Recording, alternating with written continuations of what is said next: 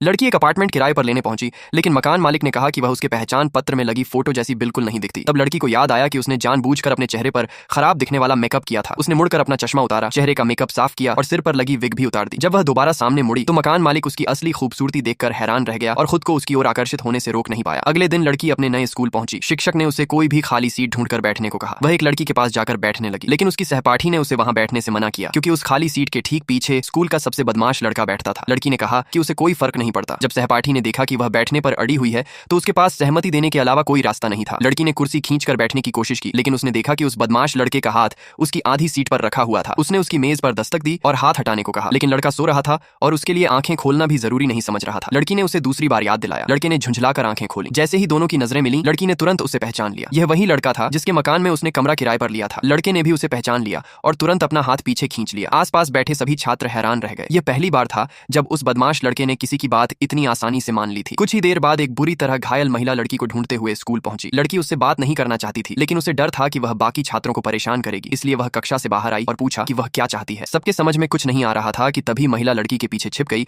और कर्ज वसूलने आए लोगों से कहने लगी कि यह उसकी बेटी है, इसलिए पैसे इसके पास से वसूल करो। सभी सहपाठी हैरान रह गए। उन्होंने कभी नहीं सोचा था कि कोई माँ अपनी ही बेटी के साथ ऐसा कर सकती है। लड़की ने गुस्से में अपनी मुट्ठियां भींच ली। उसने महिला को पहचानने से इनकार कर दिया और कहा कि अगर वह सच में उसकी माँ है तो इसका सबूत दे। महिला गुस्से से आग बबूला हो गई और उसे एहसान फरामोश लड़की कहने लगी, लेकिन लड़की ने ठंडे स्वर में कहा, अगर आप मेरी माँ हैं तो हमारे साथ की तस्वीरें जरूर होंगी और एक दूसरे के संपर्क नंबर भी आपके पास होंगे। ये सुनते ही महिला घबरा गई। असल में वह कभी एक अमीर कारोबारी की प्रेमिका थी। उस समय उसने पैसे के बदले अपनी बेटी को उसी अमीर कारोबारी के पास छोड़ दिया था और फिर कभी उसकी देखभाल नहीं की। एक दिन पहले ही उस अमीर कारोबारी की बेटी ने लड़की को घर से निकाल दिया था। कारोबारी ने उसे अपनी जन्म देने वाली माँ के पास जाकर रहने के लिए कहा था, लेकिन जैसे ही लड़की उस महिला के घर पहुंची, महिला ने कहा कि अमीर कारोबारी ने जरूर उसके लिए कुछ पैसे छोड़े होंगे और उससे वे पैसे मांगने लगी। लड़की ने ऐसी माँ के साथ रहने से साफ इनकार कर दिया। इसी वजह से उसने उस लड़के का अपार्टमेंट किराए पर लिया था। लड़की ने कर्ज वसूलने आए लोगों से कहा कि अगर वह महिला अपनी बताई हुई कोई भी चीज साबित कर दे तो वह उसे अपनी माँ मान लेगी। महिला गुस्से में चिल्लाने लगी और लड़की से अपने कर्ज चुकाने के लिए पैसे मांगने लगी। जब शिक्षक ने यह झगड़ा देखा